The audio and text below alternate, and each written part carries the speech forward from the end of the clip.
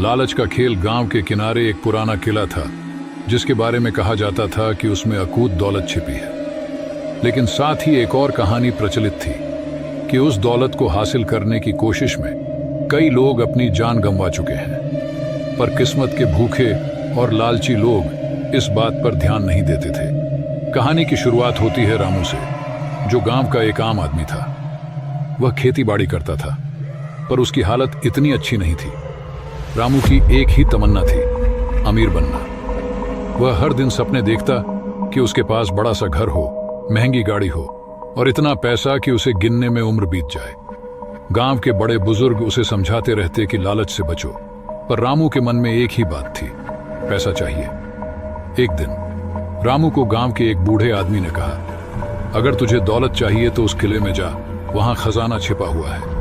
लेकिन ध्यान रखना, वहां सिर्फ वही पहुंच सकता है जिसे दौलत की सही कीमत पता हो। बूढ़े की बातें रामू को अजीब लगी, लेकिन उसने इसे हल्के में लिया।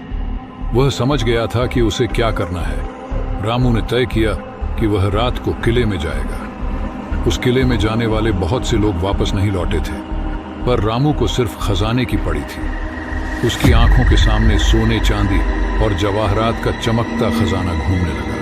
पहली रात चांदनी रात थी। रामू ने अपनी हिम्मत जुटाई और किले की ओर चल पड़ा। किले का रास्ता सुनसान और डरावना था। जैसे ही वह किले के पास पहुंचा, उसे अजीब सी ठंडक महसूस होने लगी। किले के बड़े और टूटे हुए दरवाजे से अंदर जाते ही हवा की एक झोंका आया और रामू के कानों में एक धीमी आवाज गूंजने लगी, लालच बुरी बला है।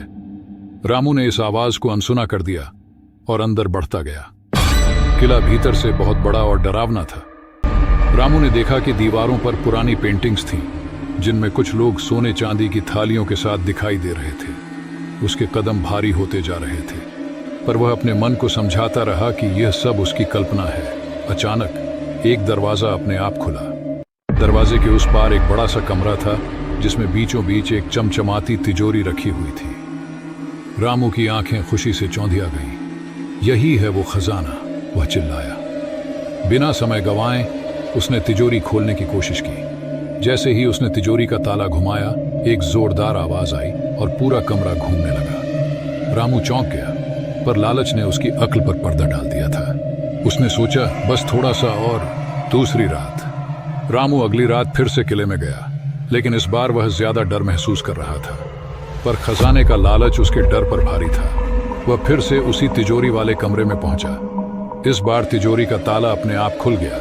रामू खुश होकर झपटा, और जैसे ही उसने खजाने को छूने की कोशिश की, उसके चारों ओर का माहौल बदलने लगा। दीवारें पिघलने लगीं और अचानक उसके सामने एक अधमरी दिखने वाली औरत खड़ी हो गई। वह जोर जोर से हंसने लगी। तू भी वही गलती कर रहा है जो औरों ने की थी। रामू डर से पीछे हट गया, पर औरत की बातें खत्म नहीं हुई। उसने कहा, यह खजाना कभी किसी का नहीं हो सकता। यह उन लोगों का श्राप है जिन्होंने इसे अपने लालच में बर्बाद किया था। अगर तूने इसे छुआ तो तू भी इसी किले का हिस्सा बन जाएगा।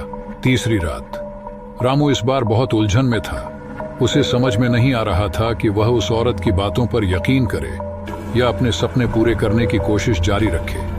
तीसरी रात उसने अपने लालच को फिर से अपने ऊपर हावी होने दिया और वह किले में पहुंच गया। इस बार तिजोरी खुली हुई थी और उसके भीतर सोने चांदी के ढेर थे।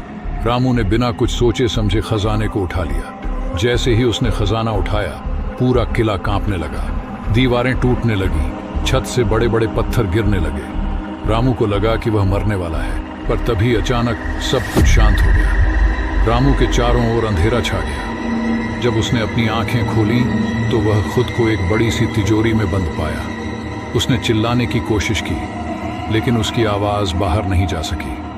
उसे एहसास हुआ कि वह तिजोरी का हिस्सा बन चुका है और अब वह कभी बाहर नहीं जा पाएगा। कहते हैं कि आज भी जब कोई उस किले के पास जाता है तो उसे रामू की चीखें सुनाई देती हैं, लेकिन कोई उसे बचा नहीं सकता।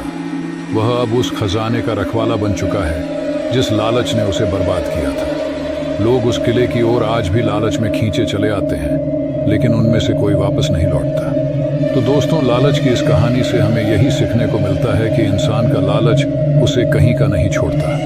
अगर आपको यह कहानी पसंद आई हो तो कमेंट करके बताएं कि आप क्या सोचते हैं। साथ ही चैनल को सब्सक्राइब करना न भूलें, क्योंकि ऐसी और भी मजेदार कहानियां आपके लिए लाते रहेंगे।